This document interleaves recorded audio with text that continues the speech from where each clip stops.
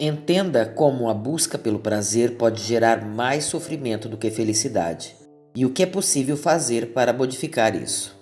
Dependência de redes sociais, consumo exagerado de álcool, compulsão alimentar ou sexual, uso de drogas, excesso de compras. Esses são alguns comportamentos invariavelmente classificados como adictos. Mas e se acrescentássemos a essa lista aquela ida de 3 horas diárias à academia ou o tempo dedicado a maratonar séries da Netflix? O que você diria?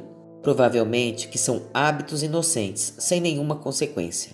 Porém, foi exatamente nesta lista insuspeita que a doutora Anna Lembke, uma das principais especialistas estadunidenses em adicção, professora de psiquiatria e medicina de adicção na Stanford University School of Medicine e chefe da Stanford Addiction Medicine Dual Diagnostic Clinic, identificou o próprio comportamento compulsivo em relação à literatura erótica.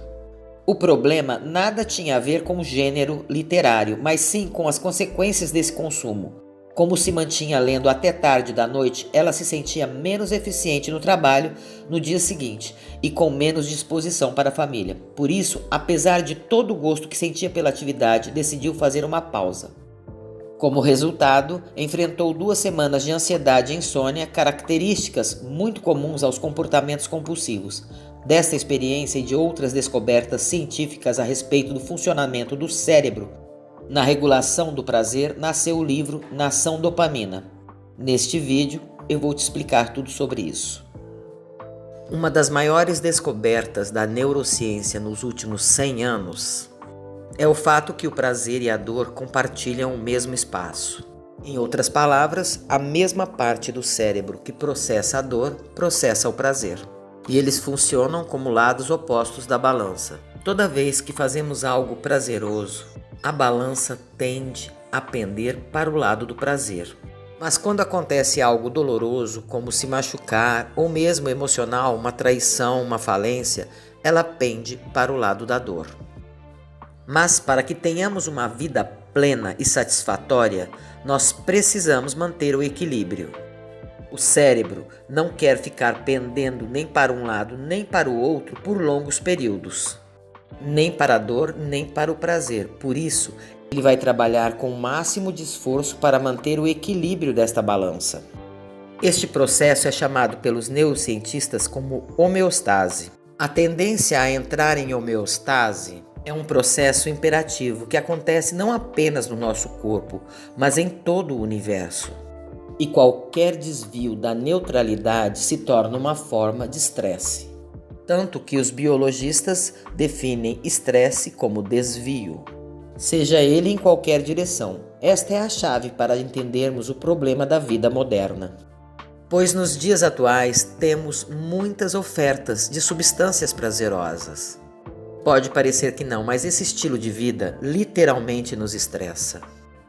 Então, quando fazemos algo que nos dá prazer, como sair por uma noitada, tomar muita cerveja, comer um chocolate, um bolo ou jogar videogame, a nossa balança tende para o lado do prazer e temos uma liberação de dopamina no nosso sistema de recompensa cerebral, que é uma parte do cérebro evolutivamente conservada filogeneticamente, mas muito antiga, pois não tem mudado nada nos últimos milênios e é idêntica a outras espécies, como por exemplo a do lagarto. Inclusive, é por isso que essa parte também é chamada de cérebro reptiliano. A nossa evolução fez evoluir várias partes do cérebro, mas essa em particular continua como sempre foi. A intenção do cérebro, ao restabelecer o equilíbrio após um desvio para o lado do prazer, não é somente nivelá-lo de volta, mas também pendê-lo na mesma quantidade, só que de forma oposta ao lado da dor. E isso é chamado de processo oponente, e é justamente nesse momento que você sente vontade de jogar apenas mais uma partida no videogame, só mais um copo de cerveja ou comer só mais um pedaço de bolo. E apesar disso ser um poderoso impulso fisiológico na busca de mais prazer, se você esperar por tempo suficiente, aquela vontade insana começa a passar e a homeostase será restaurada. Manter a homeostase restaurada é algo que todos devemos buscar, pois ela é fundamental para a resiliência desse sistema. Pois quando o sistema está na sua linha de base, ou seja, em homeostase, ele fica sensível ao estímulo, tanto os de prazer para buscá-los, quanto os de dor para evitá-los. Mas o que acontece se não esperarmos o impulso passar e nos deixarmos ser vencidos pela vontade de mais um copo de cerveja, ou mais um pedaço de bolo, ou uma hora no videogame? Nesse caso, devemos levar em consideração outro regulador importante desse equilíbrio, que é o fato de que com a exposição repetida ao mesmo estímulo, a resposta inicial fica cada vez mais fraca e mais curta em duração, e a resposta seguinte fica mais forte e mais longa. Então, o fato de você se deixar vencer pela vontade de mais um pedaço de bolo faz com que o lado da dor tenha que ganhar mais peso ainda para compensar este desnivelamento. E o que acontece neste momento é o que o cérebro está regulando sua própria transmissão de dopamina. Estamos pegando nossos receptores de dopamina que estão do lado de fora dos neurônios e os reabsorvendo para dentro deles. Esta é uma forma que o cérebro tem de acomodar essa dopamina liberada de forma extrapolada. Então, este processo oponente se torna mais forte e mais longo, passando de curto e fraco para forte e longo, no lado da dor da balança. Este é o ciclo vicioso que entramos, especialmente quando vivemos num mundo onde temos acesso instantâneo a drogas e estímulos altamente estimulantes, que não liberam não só apenas uma pitada de dopamina, mas sim uma avalanche, e para piorar, estamos cercados por isso o tempo todo. Isso significa que com o passar do tempo, bombardeamos nosso sistema de recompensa com muito mais dopamina do que nosso cérebro primitivo consegue lidar. O resultado disso é que acabamos com um peso muito maior no lado da dor da balança, para tentar compensar esse desequilíbrio. Peso este que não vai embora tão cedo, fazendo com que passemos da homeostase para a aleostase. A aleostase é quando nosso corpo tem que trabalhar duro para restabelecer a homeostase. E quando ele não consegue fazer isso através do seu mecanismo normal, muda nosso ponto de ajuste. Ficamos com aquele peso imenso do lado da dor. Peso que não vai embora, e mesmo que esperemos por um tempo, ele permanece lá, fazendo com que seja muito fácil a balança pender para o lado da dor e extremamente difícil pender para o lado do prazer. E quando chega neste estágio, se pararmos de usar estímulos pesados para tentar compensar, entramos no estado de abstinência com sintomas como ansiedade, irritabilidade, insônia, depressão e um forte desejo por aquilo que nos mantém dependente. Este é o real problema. Se você pegar os dados de depressão, insônia e suicídio em todo o mundo hoje, verá que esses números estão aumentando exponencialmente.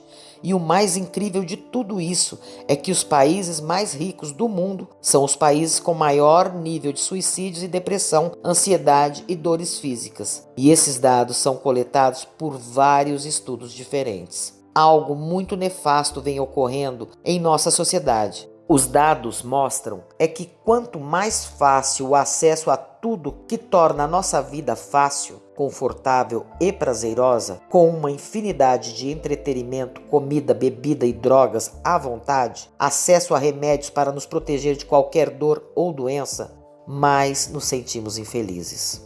E a pergunta é, por quê? E a resposta repousa naquela balança entre a dor e o prazer que falei lá atrás. Pois nosso cérebro primitivo não foi projetado para lidar com algo fácil e altamente conveniente. Então, nosso sofrimento também é o livre acesso que temos a essas coisas prazerosas. Você pode estar se perguntando, como posso saber se isso está acontecendo comigo? Simples, se faça essas perguntas. Eu tenho uso compulsivo e fora de controle de algumas coisas? Minto sobre este uso? Comporto-me de modo não consistente com os meus valores?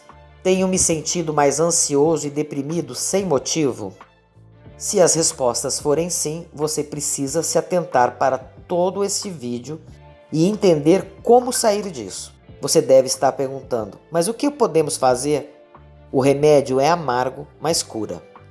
A primeira coisa a fazer é cortar todas as coisas que nos dão prazer de imediato, como celular, rede social, fast food, drogas, até que seu sistema de recompensa esteja novamente equilibrado. É basicamente um jejum de dopamina que consiste em se abster dessas coisas, o que pode parecer contraintuitivo, pois você pode pensar que irá se sentir pior se tirar essas coisas de sua vida. O que não deixa de ser verdade, pois você vai se sentir muito mal antes de voltar a se sentir bem. Pois assim que você tirar todo o peso do lado do prazer, o lado da dor ficará muito mais pesado. Mas, se você conseguir esperar pelo tempo necessário, o que normalmente significa no mínimo um mês, você voltará a ter prazer nas pequenas e simples coisas da vida. Afinal, você não usa essas coisas em excesso para aliviar o fato de você ser uma pessoa ansiosa ou depressiva. Na realidade, é por causa do uso excessivo dessas coisas que você se tornou uma pessoa ansiosa e depressiva.